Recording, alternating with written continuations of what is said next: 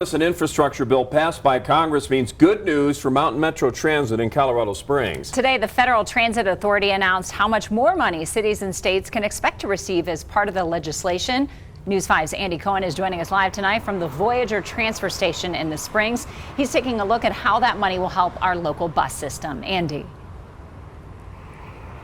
Rob and Diane, the city of Colorado Springs learned that they are going to receive about $11.4 million in federal funds for transit this year.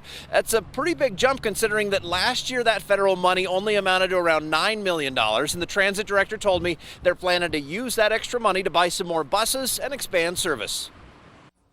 The Mountain Metro bus fleet is growing.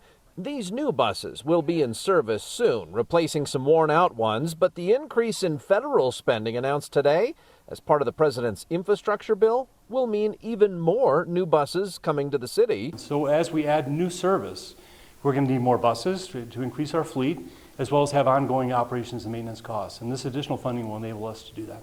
Colorado Springs bus fleet is also turning green.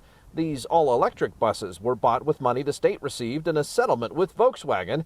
They're healthier for the environment and will go into service on Earth Day. We have transit plans that we've developed with our citizens here in the community over time. And with those plans call for both improved service where we already provide service, as well as providing service to new areas that have urban density. The increase in federal funding comes at a time when ridership is growing in Colorado Springs, in part because of changes in the workforce and in part because of high gas prices. But as we come out of the pandemic, people are moving more people are going back to work and commuting from home or telecommuting from home less.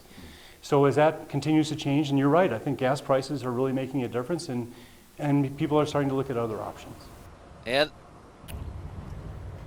And that increase in federal funding pretty timely when it comes to helping with inflation as well. Like everyone, the city is dealing with higher costs for supplies, higher costs from contractors, and just basic costs of doing business. In Colorado Springs, Andy Cohen, News 5. Andy, thanks.